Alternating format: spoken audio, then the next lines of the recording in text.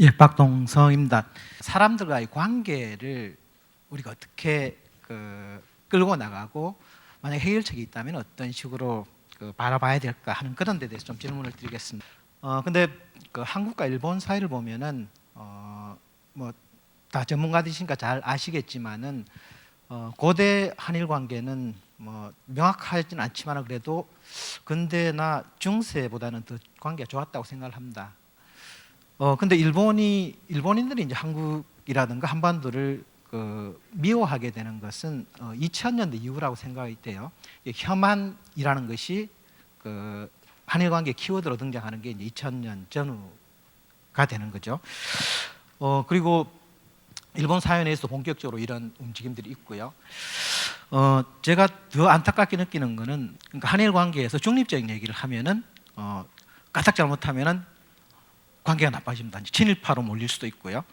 그리고 최근 이런 얘기들 하는 사람들이 저는 여러 번 들었는데요. 한일 관계가 이렇게 됐으니까 이참에 바닥까지 가서 끝을 보는 게 낫다. 그래서 한번 관계를 역전시키는 게 더 낫지 않을까라는 그런 얘기들을 하기도 합니다. 근데 뭐 외교의 끝, 교류의 끝은 전쟁이라고 하지만 전쟁까지 안 가더라도 관계가 한번 나빠지면 그걸 회복하는데 어마어마한 자원이 듭니다. 그래서 그런 극단적인 그런 얘기들이 수면에서 활발하게 활동하지 않게 하는 것이 사실 우리 가장 중요한 목표가 되어야 된다고 생각을 하거든요. 그리고 실제로는 일본에서도 헤이트스피치에 대한 처벌 규정을 담는 이런 입법까지도 최근에 이루어지고 있고 사실은 그게 벌써 10년 전부터 해온 그런 활동의 결과들이 누적이 됐고 단계적으로 좀 올라가고 있는 그런 상황이거든요.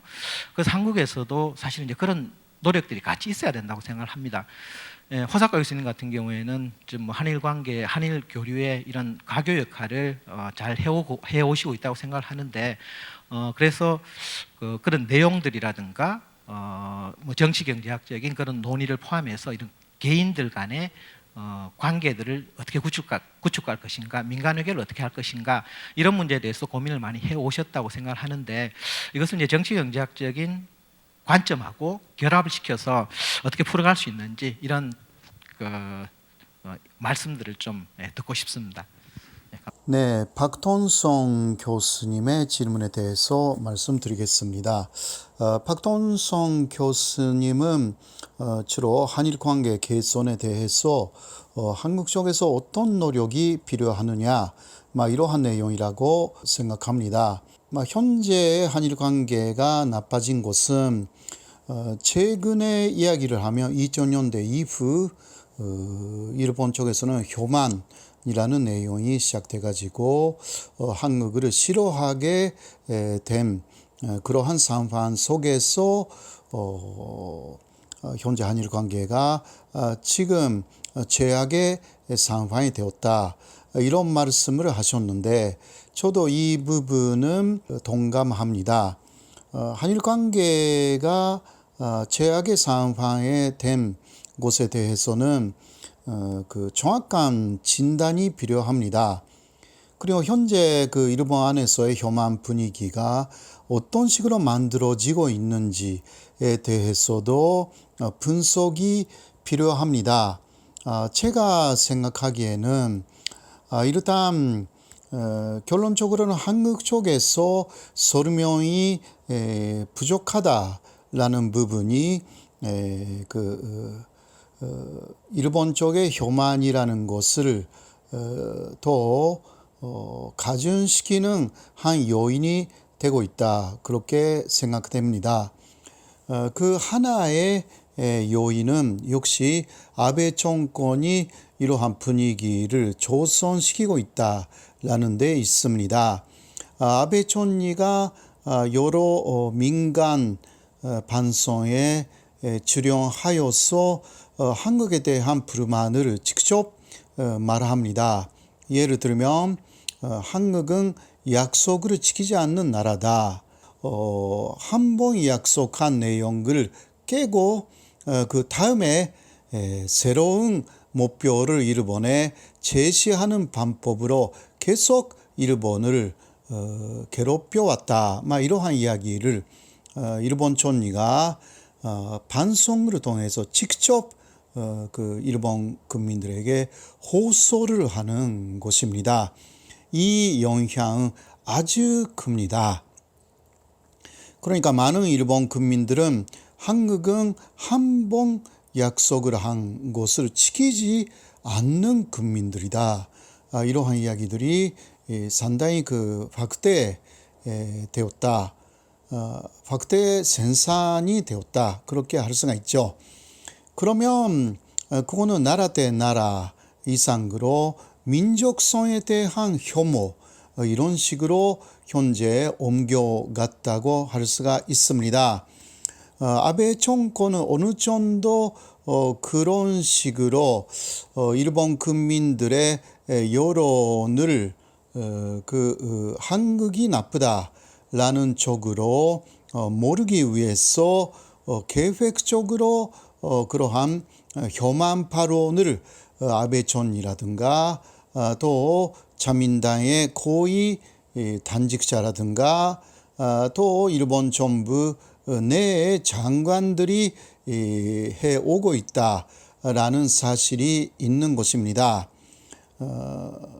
이런 부분에 대해서 그래서 한국 쪽에서 반론을 제기하지 않기 때문에 한국이 약속을 지키지 않고 신뢰할 수 없는 나라다라는 것을 기정사실화하여서 일본에서 혐한이라는 것이 만연이 되었기 때문에 그 출판계에서는 혐한적인 서적이 항상 베스트셀러에 올라갔고요. 그리고 또 지상파에서는 혐한적인 발언을 하는 그러한 그 방송 프로그램들이 굉장히 많은 시청률을 기록하기도 했습니다.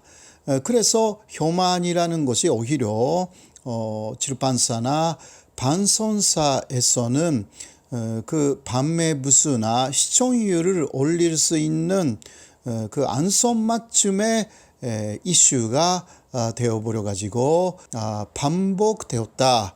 그 사람들의 이익이 되기 때문이라고 할 수가 있습니다. 이런 부분들이 이제 일본의 혐한적인 분위기를 만들었다라고 할 수가 있습니다.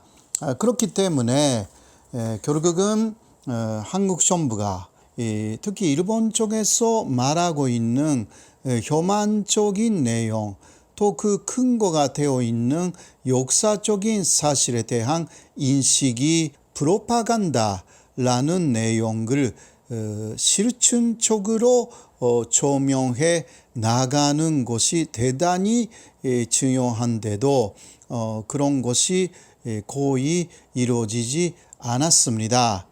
예를 들면 그 65년도에 다 끝났는데도 한국은 그 나라 대 나라의 약속을 어겨서 이제 또 그 2018년 10월에는 강제징용자 판결 문제에서 일본 기업을 배배시켰고 배상금을 요구했다.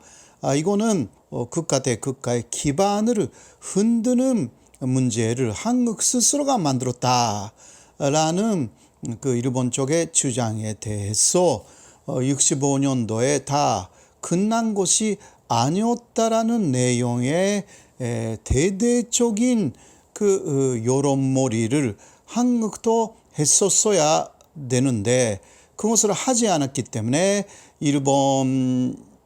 일본에는 한국의 올바른 의견들이 들어가지 않았다는 것입니다. 이런 부분에서 여론전에서 일본의 왜곡된 프로파간다에 밀리는 현상, 거기에 또 가담하는 한국의 일부 언론, 오히려 이런 것들이 사실상 일본의 혐한 감정을 증폭해 왔습니다. 이 현실을 직시해야 하는 것입니다. 이런 부분을 해결할 노력이 앞으로 필요하다. 라고 생각합니다. 글로벌 일본 연구원의 김영근입니다. 저는 질문 하나를 드리고 싶습니다. 먼저 질문은 오늘 그 지정학적 관점에서 일본의 대한반도 정책, 대한국 정책을 말씀 주셨는데 지금의 한일 관계가 굉장히 냉각한 상태에서 과연 해결 방안도 지정학적 관점에서 이걸 풀 수 있는가? 그러니까 이 부분에 대한 질문입니다. 어떻게 보면은 지금 글로벌 환경은 지정학에서 탈지정학 그리고 남기정 교수님도 말씀 주셨듯이 지경학이라든지 또는 문화가 곁들은 뭐 지문학이라든지 아니면 뭐 역사가 곁들은 지사학이라든지 이렇게 바뀌고 있는데 과연 지정학적인 문제에서 발생된 문제를 지정학으로 풀어야 된다면 결국은 이사를 가거나 아니면은 그 문제를 그대로 다 그 발생 요인을 그대로 풀어야 되는데 풀지 못한다면 제3자적인 분쟁 해결 절차를 이용하거나 또는 국제 제도를 이용하는 방법. 그러니까 결국은 결과적으로는 탈지정학적인 요인이 될 텐데 그런 부분에서는 앞으로 그 특히 12월 24일 한일 정상회담 만남 이후에 한일 간의 관계를 회복하는 데 있어서의 전망과 또 그리고 실제로 오늘 말씀 주신 내용들의 해결책도 연결이 될 수 있는지 묻고 싶습니다. 네. 김영근 교수님의 질문에 대한 답변을 드리겠습니다. 김영근 교수님은 현재 최악의 상황에 있는 한일 관계를 푸는 것도 해결책도 지정학적으로 해야 되는지 이러한 질문을 하셨습니다. 그리고 현재는 다른 지정학적인 관점도 많은데 그 어떻게 생각하느냐 이런 이야기도 있었고요. 그리고 한일 관계의 전망에 대해서도 물어보셨습니다. 먼저 그 오늘 그 이야기한 지정학적인 관점은 한일 간의 문제뿐만이 아니었습니다. 사실 미국이나 중국, 러시아가 이 지정학적인 현재 세계의 관점의 주된 플레이어, 특히 동북아에서는 그렇다라고 할 수가 있는데요. 그러한 그 전반적인 지정학의 인식에 대해서 오늘 강의를 했고요. 그리고 또 그 상황에서 한국이 역사적으로 이러한 지정학적인 저주를 받고 있기 때문에 거기서 벗어나야 한다라는 취지로 오늘 이야기를 한 것입니다. 그런 면에서는 한일 관계의 해결이 지정학에서 오는가 그렇다고도 할 수가 있고 또 그렇지 않은 다른 지정학적인 방법이 있다라고도 할 수가 있는데요. 그런데 다른 지정학적인 방법은 그렇게 쉽지는 않습니다. 그래서 결국은 현재까지의 지정학을 활용하면서 한미일 여기에 중국까지 포함되는 나아가서는 러시아까지 포함되는 문제를 해결해 나가야 한다라고 할 수밖에 없습니다. 사실 한일 관계는 정치적이나 군사적인 면만 있는 것이 아니라 경제적인 부분이 굉장히 밀접하게 얽혀 있습니다. 그것을 단절시키려고 나선 것이 7월 초에 아베 정권의 한국에 대한 수출 규제의 시작이었습니다. 이것 자체가 대단히 잘못된 내용이었다라고 할 수가 있습니다. 현재는 그런 한일 관계가 다시 개선의 기미를 보이고 있습니다만은 그래도 아직까지도 일본이 수출 규제를 철회하지는 않았고요. 그리고 또 지소미아 문제도 그렇고요. 강제징용 판결 문제가 해결되지 않았기 때문에 한일 간에서 상당히 갈등이 아직 남아있다라고 할 수가 있습니다. 그러나 일본도 이제 계속 한국에 대해서 수출 규제, 나아가서 경제 보복을 하는 그 이익이 없다라는 것을 인식을 했습니다. 한일 간은 그 경제적으로는 될래야 될 수 없는 관계다라는 것은 일본도 아베 정권도 충분히 인식했다라고 할 수가 있습니다. 그렇기 때문에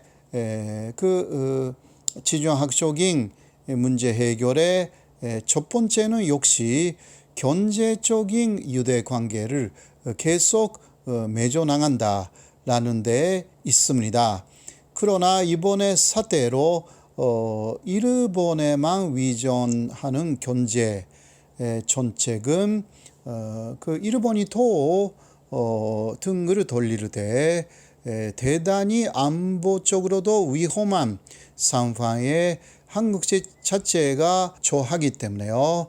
이제 경제 정책 자체를 전방위적으로 수입, 수출의 다변화, 그리고 주요 생산품의 핵심 부분의 다변화, 또 극상화, 이런 것은 한국 스스로가 계속 해 나가야 하는 내용이라고 말할 수가 있습니다. 일단 경제적인 보약으로 지정학적인 리스크, 이것을 극소화시킬 수가 있다라고 할 수가 있습니다.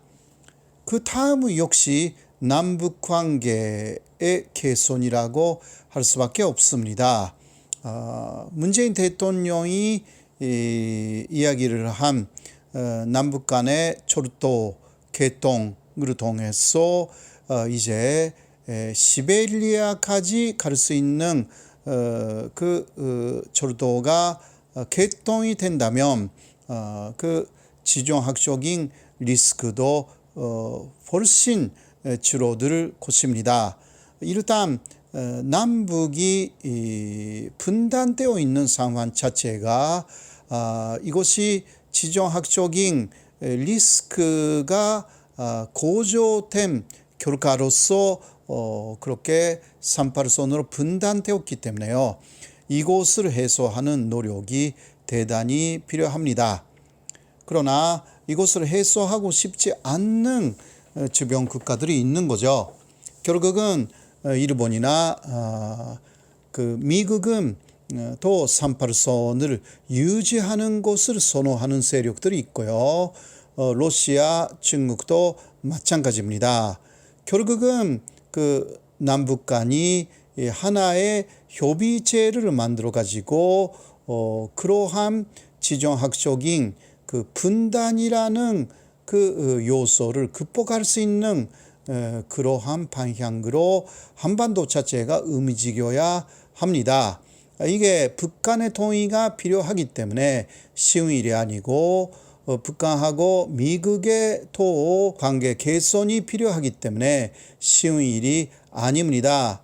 그러나 현재까지 남북 관계는 몇십 년간이나 대립의 관계였기 때문에 그것을 몇 년 안에 한꺼번에 해결한다라는 것 자체가 쉬운 일이 아닌 것이 사실입니다.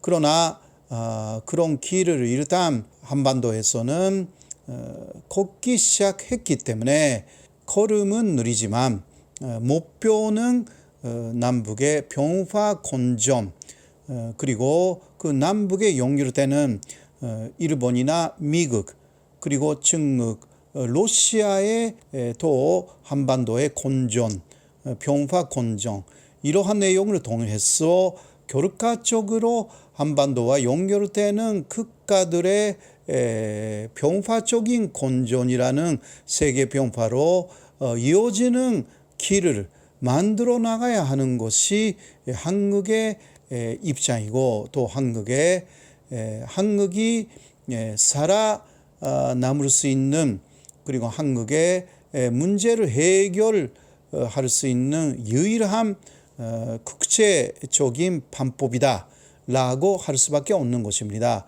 이러한 방향에 대해서는 요야가 없습니다. 진보도 보수도 없습니다.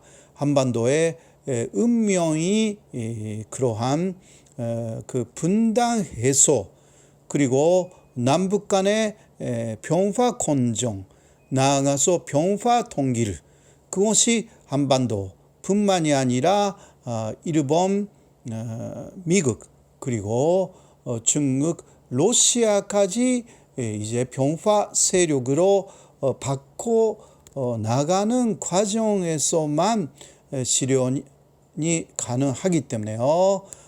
그 여정은 상당히 먼 길이지만 그 길밖에 한반도의 지정학적인 리스크를 해결할 수 있는 방법은 없는 것입니다.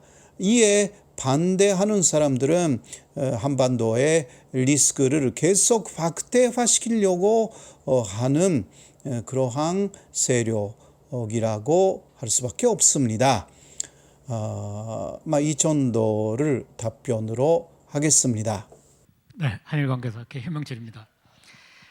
제 질문을 하라 그래서 전 두 가지 질문을 준비했었습니다. 하나는 이미 충분히 설명이 됐으니까 넘어가도 되겠는데요. 지정학의 저주에서 벗어나야 할 한반도에서 지정학의 저주에서 벗어날 수 있다는 게 가능한가?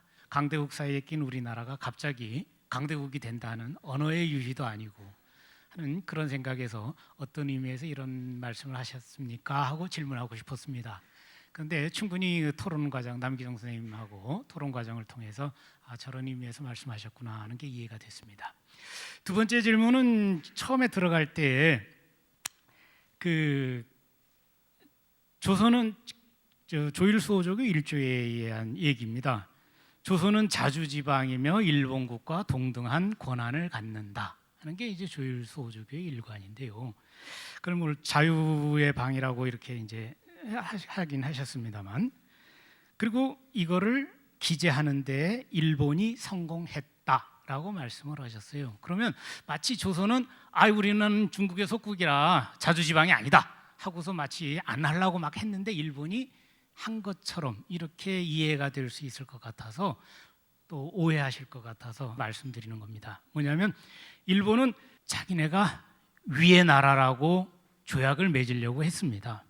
그 이전에 남기성 선생님이 얘기할 때도 석유 문제 가지고 이제 얘기가 나왔는데 일본은 중국과 대등한 나라고 조선은 하나 아래의 나라. 그러니까 황자나 칙자 같은 거 얘기를 하려고 했고요. 조일수호조교를 맺을 때에도 일본이 가져온 초안에는 대일본국 황제 폐하와 조선국 국왕 전하 사이의 조약이다 하고서 가지고 옵니다. 그래가지고 이게 말이 되느냐? 니네 나라하고 우리나라는 정례고 대등한 나라인데 우리가 같이 사이좋게 지내려고 하려면 조약문 자체가 대등해야 한다. 그래가지고서는 이제 얘기 끝에 대조선국과 대일본국 사이의 조약이다. 이렇게 되고요. 황제 폐하라든가 국왕 전하라든가 하는 얘기가 조약문에서 싹 빠지게 되는 겁니다. 이런 과정을 겪어서 나왔기 때문에 제1조에 조선은 자주지방이며 일본국과 동등한 권한을 갖는다 하는 얘기에 대해 가지고 조선은 아무런 토를 달지 않고 넘어가게 되는 이러한 일이 있었는데요. 그럼에도 이제 돌아가면서 이제 그러다가 그런 얘기를 해요. 자기한테 비난할까봐 이렇게 해놔야 그래도 나중에 조선을 자주지국이라고 얘기를 해놔야 나중에 중국의 간섭에서 벗어날 수가 있는 것이고 뭐 이런 거 아니냐 하고서 이제 외교적으로 자기가 실책을 한 게 아니다. 조선에 대해서 쓸데없이 퍼주게 한 거 아니다 하는 얘기를 하기 때문에 그런 것도 이제 외교에서는 있을 수 있다는 것은 인정합니다만 이렇게 이제 말씀하시면 혹시라도 오해할까 싶어서 말씀드립니다. 이상입니다. 네, 그러면 현면철 교수님의 질문에 대해서 답변해 드리겠습니다. 이 질문은 제가 강화도조 약 제1조에 조선은 자유지방이다. 그러니까 조선은 자유의 나라다. 이러한 내용이 들어가 있는 것은 일본이 침묵하고 조선의 역사적인 관계를 단절을 시키는 데 성공했다. 이러한 이야기를 했기 때문에 여기에 대해서 그렇지 않다라는 취지로 질문하신 것으로 제가 파악을 했습니다. 현면철 교수님의 질문의 취지는 일본하고 조선은 대등한 관계로 조약을 맺었다. 그러니까 원래 일본은 중국하고는 대등한 관계이지만 조선하고는 조선은 일본의 아래에 있는 나라, 일본이 상극이자 조선이 하극이라는 개념으로 우선 강화도 조약을 맺으려고 했기 때문에 결과적으로 조선 쪽이 열심히 하여서 대등한 조일 관계에 입각한 조약이 맺어졌다라는 뉘앙스로 말씀을 하셨습니다. 거기에 대해서는 저도 동의를 합니다. 그러니까 강화도 조약 제1조는 조일 관계가 대등한 관계다라는 이야기는 후반 부분에 나와 있고요. 앞에 있는 자유의 나라, 자주지방 이곳을 제가 이야기를 한 것입니다. 일본은 처음부터 역사적으로 중국의 영향하에 있는 조선을 그 관계를 끊고 일본 영향하에 드는 것을 목표로 했다라는 역사적인 사실이 있습니다.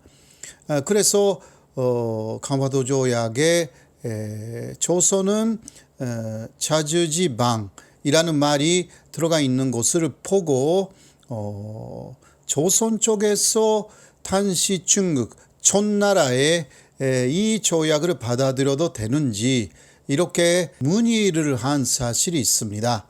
여기에 대해서 단시 아편 전쟁을 비롯하여서 소양의 침략을 받고 있었던 그 촌나라의 입장에서 일본하고의 관계가 더 나빠지는 것을 우려하여서 조선에게 그 조약 내용을 받아들여도 된다라고 이야기를 한 사실이 있습니다.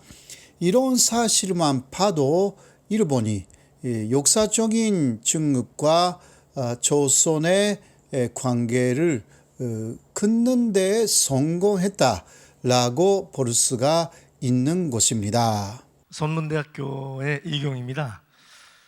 호사카 선생님 발표 잘 들었습니다. 질문을 세 가지로 내가 좀 정리를 했는데요. 우선 그 지정학으로 아까 이제 발표를 하셨는데, 지정학에 만약에 지중하면 숙명론이라고 그럴까요? 운명론 이렇게 돼가지고 한반도는 비참한 역사가 지속될 수밖에 없다. 이렇게 해석될 수도 있거든요. 그래서 아까 발표 내용에도 있었지만 대국이라든가 아니면 침략주의자의 자기 정당 논리로 활용되기가 쉽다. 이렇게 생각을 하는데요. 호사카 선생님이 이제 한반도가 그 저주에서 벗어나야 된다. 이런 그 말씀을 하고 해방돼야 된다 이런 이야기를 하셨는데, 이 한반도만이 아니고 역사적으로 볼 때 반도 문화가 상당히 인류 문명에 기여한 것들을 많이 보거든요. 이후로 미래 한반도가 이제는 이제 그 저주에서 벗어나 가지고 공산주의와 민주주의의 이제 이데올로기의 갈등 해소, 아니면 대륙 세력과 해양 세력의 왕충, 아니면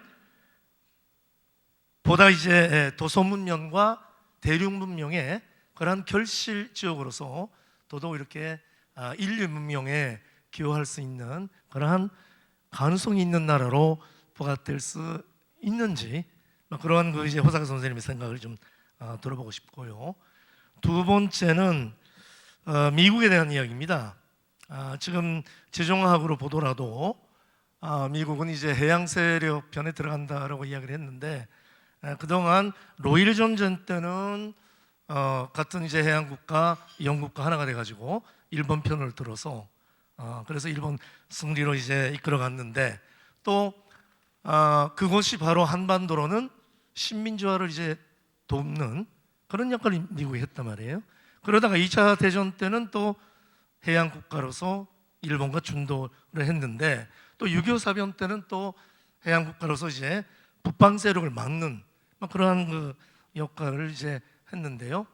미국이 쭉 이제 한국에 대한 대책을 볼 때는 상당히 왔다 갔다 하는 부분들을 볼 수가 있어요. 그래서 과연 한국 입장에서 볼 때 미국은 믿을 만한 나라인지. 오상수 선생님은 독도연구소 소장이기도 하고 독도 문제에 대해서 많이 연구를 한 걸로 좀 알고 있는데요. 예를 들어서 독도 문제에 대해서도 샌프란시스코 대일 강화 조약 때 미국이 왔다 갔다 한 부분이 있습니다. 대도가.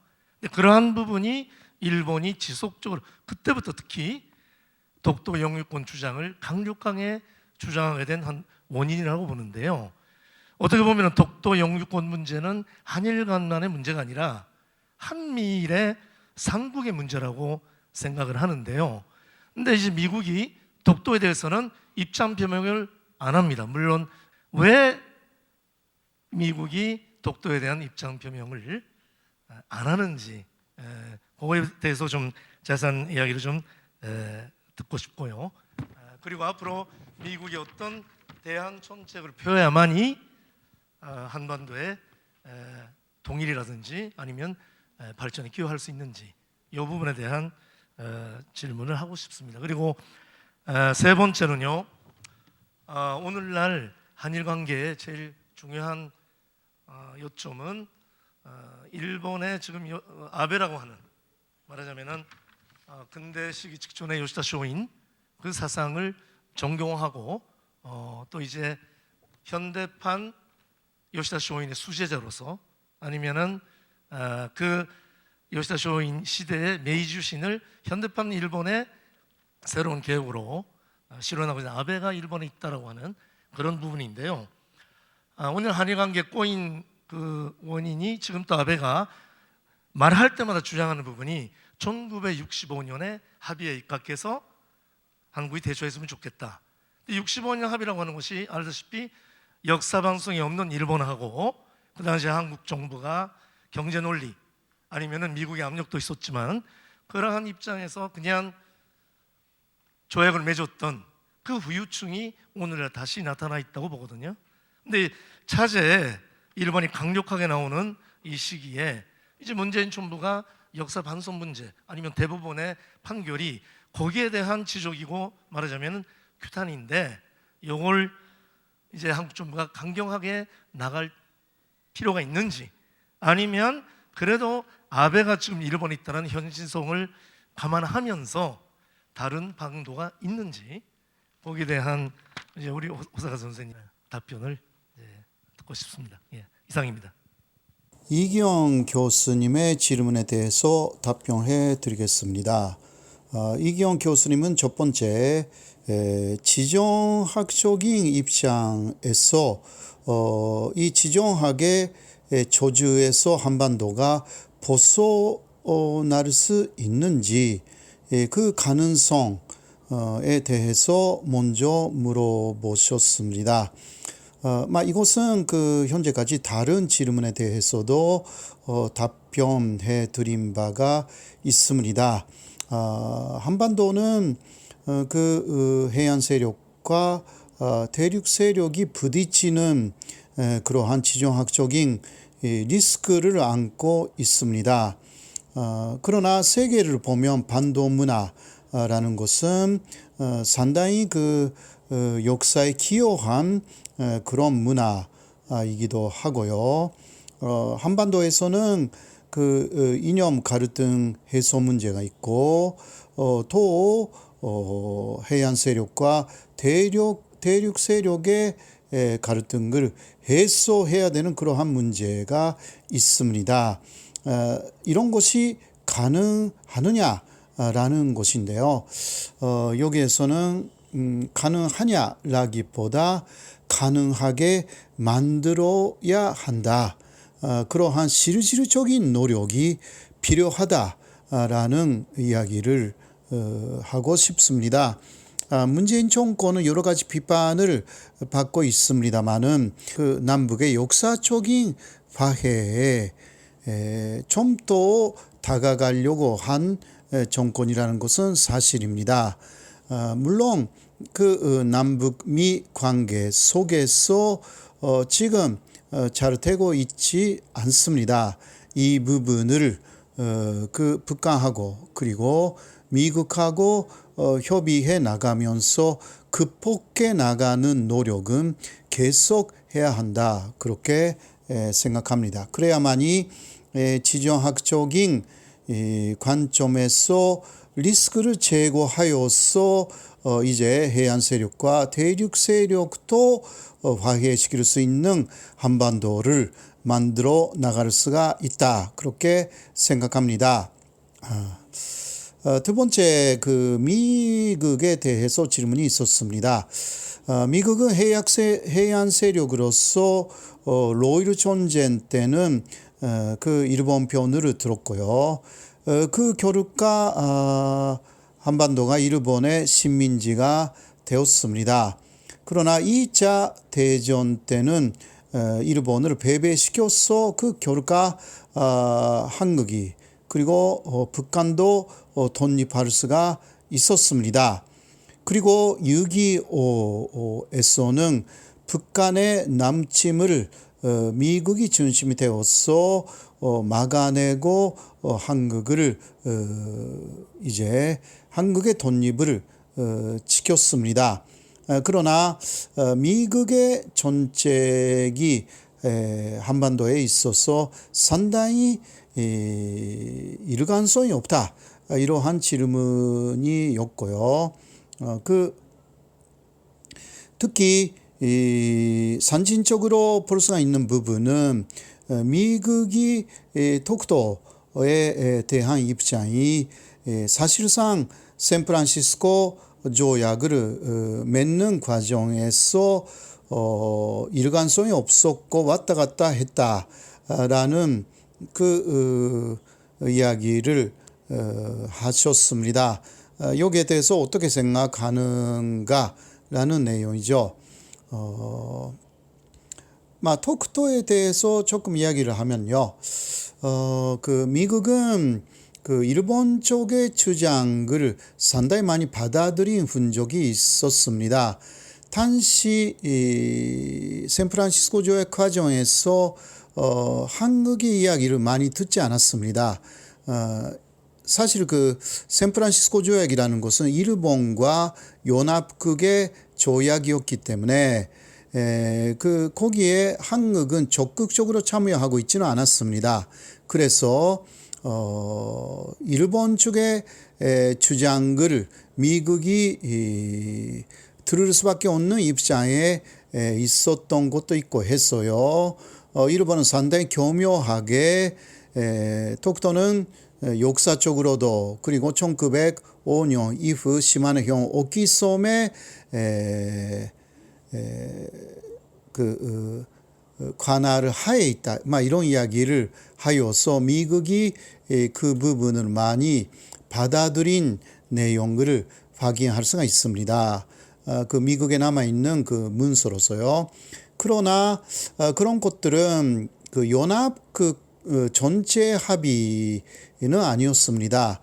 미국만의 전략적인 의견으로서 그 독도가 일본 것일 가능성이 있다.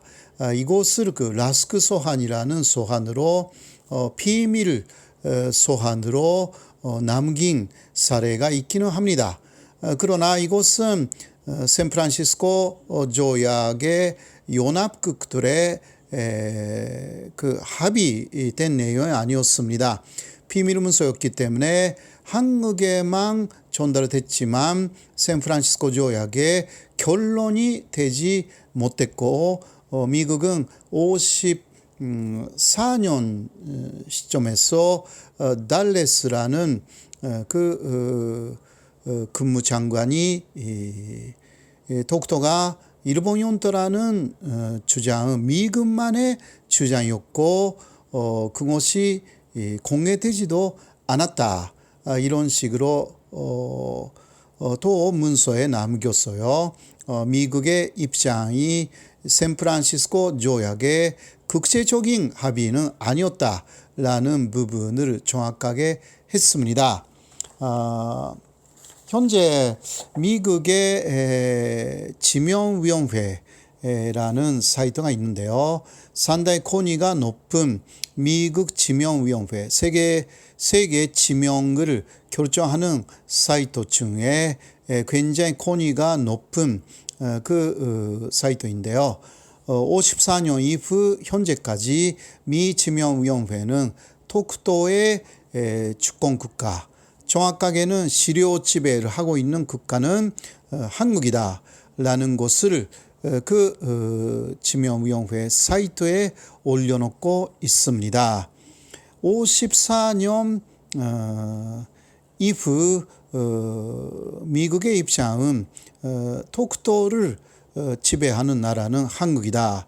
이렇게 되어 있습니다. 그 이유는 54년에 한미동맹이 생겼고 이제 미국이 일각에서 우려했던 북한에 의해서 한반도가 통일이 되어서 대한민국이 사라진다라는 우려가 없어진 54년 시점에서 비로소 독도를 북한에 줄 필요가 없었기 때문에 일본에 준다라는 그러한 전략적인 위견도 사라졌고요.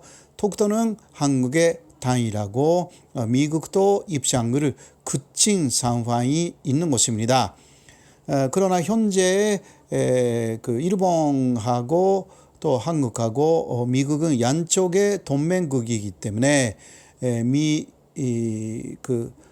일본하고 한국의 양쪽의 신경을 쓰는 그러한 입장에서 독도 문제를 고려하지 않는 그런 입장이 있고 이 문제는 한일 간에서 해결을 하는 것이 바람직하다. 이런 입장을 고수하고 있다라고 말씀드릴 수가 있습니다. 미국이 한반도에 대해서 그 입장이 왔다 갔다 한다라는 부분은 역시 한반도가 또 대륙 세력하고 연결되어 있기 때문에 한반도 자체가 어떤 방향을 향하고 있는가에 따라서 미국의 전략도 달라진다라고 할 수가 있기 때문에 한국의 입장 그리고 남북 간의 입장이 어디를 향하고 있는지 이런 부분에서 미국의 전략이 달라질 수밖에 없습니다. 그래서 처음부터 남북 간이 주체가 되어서 이제 남북 간을 중심으로 한 동북아의 평화라는 구도를 만들어 나가야 한다. 그렇게 생각합니다. 세 번째는요. 일본의 아베 정권에 대한 질문이었습니다. 특히 65년에 다 합의가 되었는데 현재 진행되고 있는 강제징용자 판결 문제, 이것은 한국이 그대로 대부분의 판결대로 미루고 나가야 되는지 혹은 후유증을 생각해서 아베 정권의 입장을 수용해야 되는지 이러한 질문이었는데요. 원칙적으로는 이게 나라가 간섭하면 안 되는 문제인 것입니다. 91년에 일본 정부는 야나이 슌지라는 외무성의 국세부장의 말을 통해서 일본 국회에서 65년도에 소멸된 것은 개인 총무권이 아니라 국가가 개인을 보호해 줄 수 있는 외교 보호권이다. 이런 이야기를 3번이나 정확하게 했습니다. 그리고 65년도에 한일 총무권 협정에서 해결된 문제는 한국인의 재산 문제뿐이다. 그래서 미수금이라든가 미불금이라든가 기타 한국인의 재산의 문제는 해결되었다. 이러한 입장이고 기타의 문제, 그러니까 일본 제국주의의 불법성으로 인한 그 배상 문제는 해결되지 않았다라는 입장이 일본 정부의 입장이기도 하고요. 일본 법원의 입장이기도 했습니다. 일본 법원에서 한국인들을 계속 고의 패소한 이유는 여러 가지가 있습니다만은 개인 청구권은 남아 있다라는 것을 일본 법원은 인정하면서도 이 일본 군내법 144호는 한국인의 청구권은 65년도에 한일 청구권 협정에서 소멸되었다고 군내법으로 결정한 바가 있습니다. 이러한 한일 기본조약이나 한일 청구권 협정이라기보다 일본이 동시에 만든 군내법 144호에 걸려서 일본에서의 재판이라는 것은 한국 사람들이 제기한 재판은 한국인이 고의 패소해 왔습니다. 고의라는 것은요, 일부 일본의 최고 재판소, 그러니까 일본의 대법원은 결론을 내리지 않고요, 한국 피해자와 일본의 전범 기업을 화해시킨 사례가 있습니다. 그래서 일본에서는 모두 한국인 쪽을 패소시켰다라는 것도 아닌 것입니다. 일본은 한국인의 개인 청구권을 인정해 왔습니다. 그러한 상황에서는요, 법적으로 순수하게 따지면 2018년 10월에 나온 한국 대법원의 판결이라는 것은 한국의 피해자들이 일본의 전범 기업, 기업이라는 것이 개인이기 때문에요.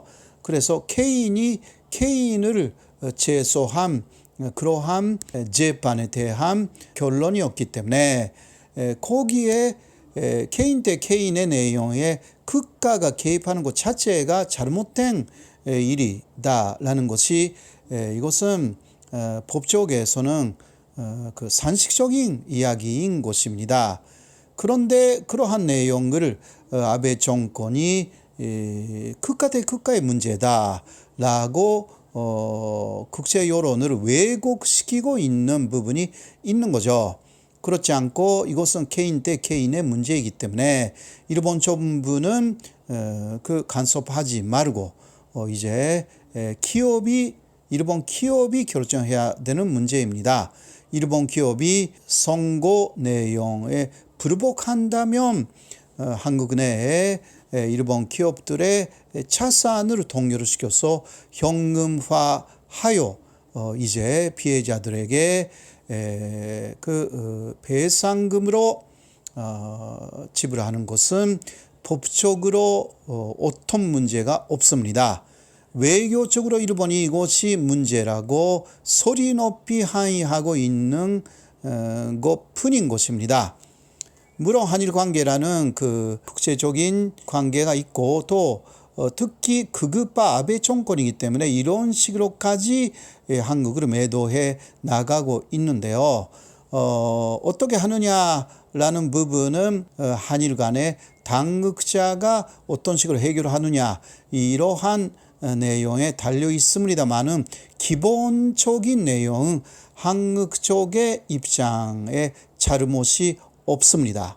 저도 그렇게 생각하여서 일본이 억지로 계속 일본 쪽의 주장만 늘어놓겠다. 그런 식이면 그 현금화를 반드시 해야 한다. 제 입장은 그런 입장입니다. 지금 아마도 제가 올해 박사학위를 받으면서 대륙 정책에 대해서 일본의 침략 정책에 대해서 아마 했고 한일 관계사학회 지금 평경위원으로 했고 독도 연구 독도 평화 33 대표로 있습니다. 현재 한일 관계에서 공이 지향하고자 하는 바는 화해와 협력 혹은 평화와 공존이라고 하는데 지금의 아베 정권 아까 방금 말씀드렸다시피 쇼인의 부활이 아닌가 이렇게 싶은데요. 이런 정권은 이에 역행하고 있다 이렇게 생각합니다. 동아시아를 둘러싼 그 미중의 대립이 점증되고 있는 가운데 한일 간의 화해와 협력 혹은 평화와 공존을 위한 일본 정부가 취해야 할 정책 방향에 대해서 여쭙고 싶고요. 또 하나는 아베 정권이 끝나고 난 이후에 일본의 대외 정책 변화 가능성에 대해서 정치학자로서 선생님의 견해는 어떠신지 여쭤보고 싶습니다. 고맙습니다. 황윤섭 박사님의 질문에 대해서 대답하겠습니다. 먼저 현재 아베 정권이 이러한 한일 관계의 갈등을 해소하기 위해서 아베 정권 차원에서는 어떻게 해야 하는지 이런 질문이 있었습니다. 아베 정권은 먼저 그 국제 관계의 기본에 돌아가야 한다 그렇게 생각합니다. 특히 극우파라는 것은요 강경파이자 자신들의 생각만을 고집하는 사람들이라고 할 수가 있습니다. 특히 이 아베 정권은 교만적인 분위기를 만들어 나가면서 한국에 대한 그 강한 태도를 보여줌으로 인해서 이제 국내적인 지지율을 올리려고 하는 그러한 속셈을 갖고 있는 정권이라고 할 수가 있습니다. 국내적인 그 여러 가지 모습, 예를 들면 소비세를 인상한 데 대한 소비 심리의 위축 이런 것으로 아베 정권에 대한 상당한 불만이 지금 쌓여 있는 상황입니다. 그리고 아베 정권 들어서 복지 정책을 상당히 후퇴시켰기 때문에 올림픽을 하는 것보다 복지 정책에 돈을 써야 되는 것이 아닌가라는 의견들이 일본 국민들 사이에 상당히 많이 퍼져 나가고 있습니다. 그리고 2019년 9월 이후 태풍 피해에 대해서 그것뿐만이 아니라 여러 가지 재해에 대해서 아베 정권이 적극적으로 나서지 않는 모습이 있어서 이제 또 일본 국민들이 상당히 더 불만을 갖고 있습니다.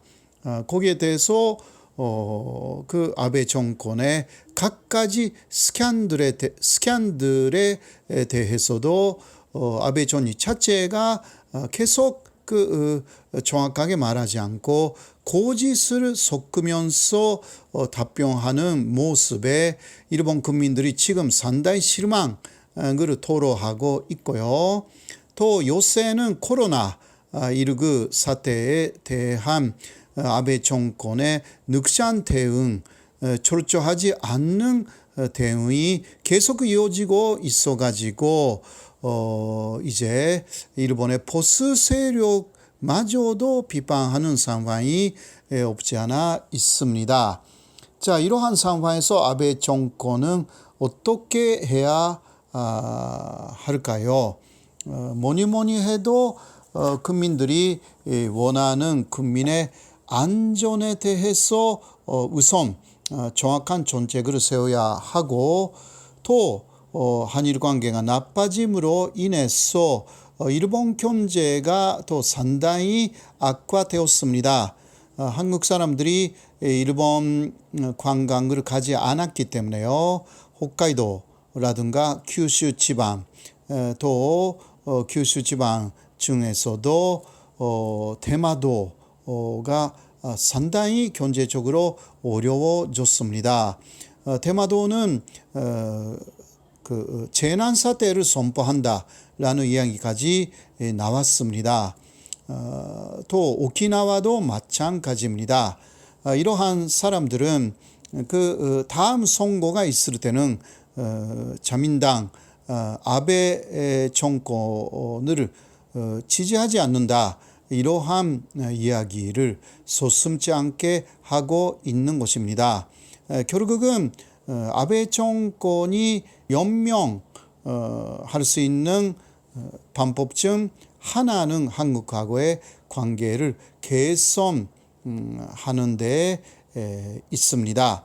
일본은 한국에 대해서 특히 반도체 3소재를 수출 규제함으로 인해서 한국 경제에 상당한 타격을 가할 그러한 목표를 갖고 있었습니다만은 거꾸로 일본 내에 그러한 소재 산업이 지금 어마어마한 타격을 받고 있습니다.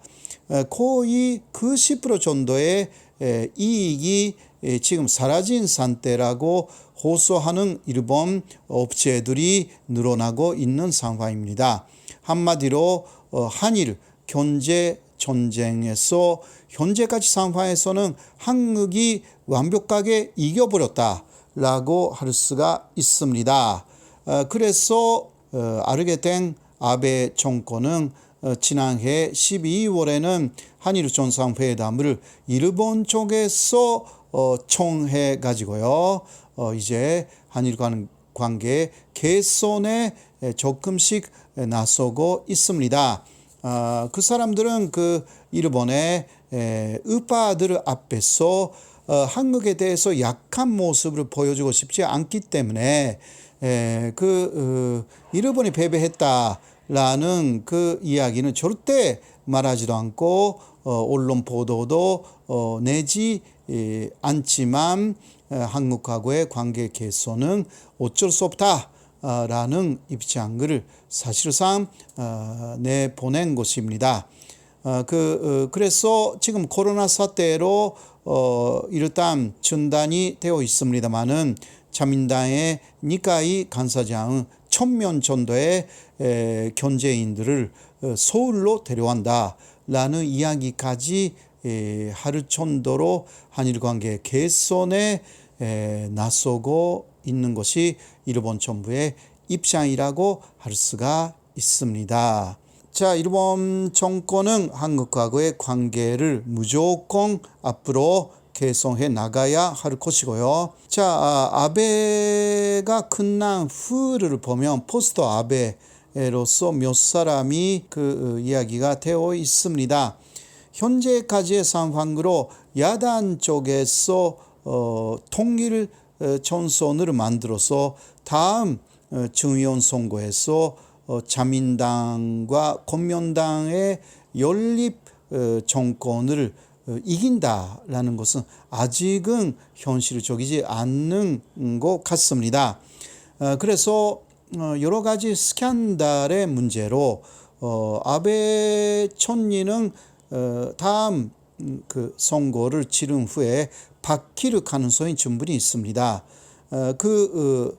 포스트 아베로 아베와 가까운 사람이 포스트 아베가 되느냐, 혹은 반 아베 세력이 자민당 안에도 있기 때문에 그 대표가 이시바 시게루인데요. 이 사람이 자민당 존재가 되어서 또 일본 총리가 되는지 이 부분을 주목해야 합니다.